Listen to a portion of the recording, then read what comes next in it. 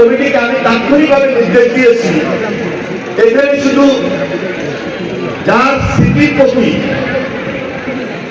শ্রদ্ধা জানিয়ে আমরা আজকে এই টুর্নামেন্টের আয়োজন করেছি, তার ছবি ছাড়া অথবা তার পরিবারের ছবি ছাড়া আর কারো ছবি কোনো প্রয়োজন ওগুলো নেমে গেল।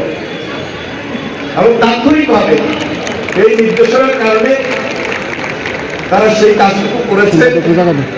আর বাকি সরকার অত্যন্ত আনন্দজনক, অত্যন্ত সুচিন্তিত এবং অর্গানাইজ হয়ে আমি টুর্নামেন্ট কমিটিকে আন্তরিকভাবে মোবারকবাদ জানাই এবং ধন্যবাদ জানাই। দেখেন, বিএনপি কিন্তু একটা মৌলবাদী দল নয়। শহীদ রাষ্ট্রপতি জিয়া রহমান আধুনিক বাংলাদেশের স্থপতি বলা হয়। তার মানে একটা মডারেট এই যুগে সংগঠন হল বাংলাদেশ জাতীয়তাবাদী দল। আপনি একটা ওয়াজ মাহফিল বলেন, আমরা কিন্তু ওয়াজ মাহফিলে যাই এবং দেশের সাধারণ মানুষের বোঝার জন্য, জানার জন্য যে কথাগুলো বলা দরকার আমরা কিন্তু সেই কথাগুলো বলি। আবার একটা সাংগঠনিক কাজ বলেন, জনসভা বলেন, সমাবেশ বলেন,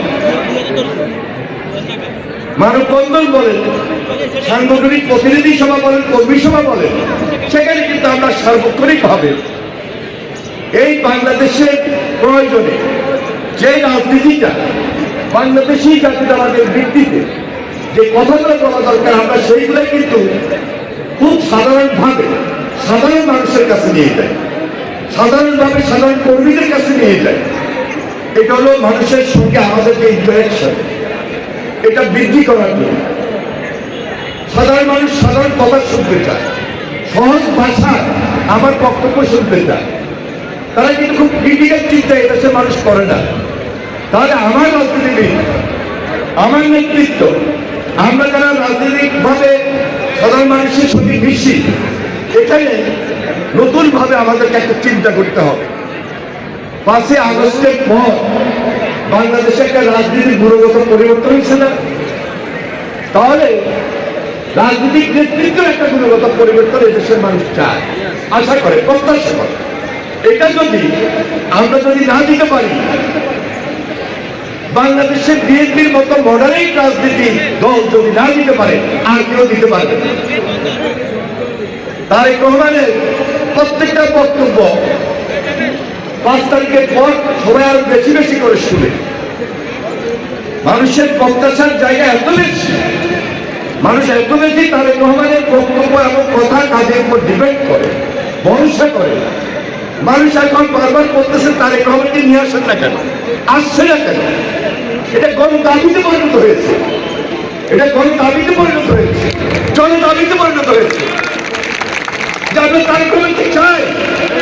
আপনি দেখান বাংলাদেশে 5টা লিডারশিপ, যিনি স্টেটসম্যান হবে, যিনি রাষ্ট্রনায়ক হবে, যিনি রাষ্ট্রপতি হবে, যিনি প্রধানমন্ত্রী হবে, দেখান তারেক রহমানের বাইরে একটা নেতা আছে যার জামাত ইসলামীতে, যার অন্যান্য রাজনৈতিক দলে আসেন বিএনপিতে। তারেক রহমানের বিকল্প স্টেটম্যান হিসাবে এই দেশে ভর করবে, বংশয় করবে, ডিপেন্ড করবে তারেক রহমানের বিকল্প Bangladesh. This is Tarique Rahman, duplicate Zia Rahman. Zia Rahman যে কাজগুলো করেছেন, তারেক রহমান এটা ঐশ্বরিক, আমার হুকুম। আমরা প্রকাশ করে দেখছি যে পথে জিয়া রহমান হেঁটেছেন, তারেক রহমান সেই পথে হাঁটছেন।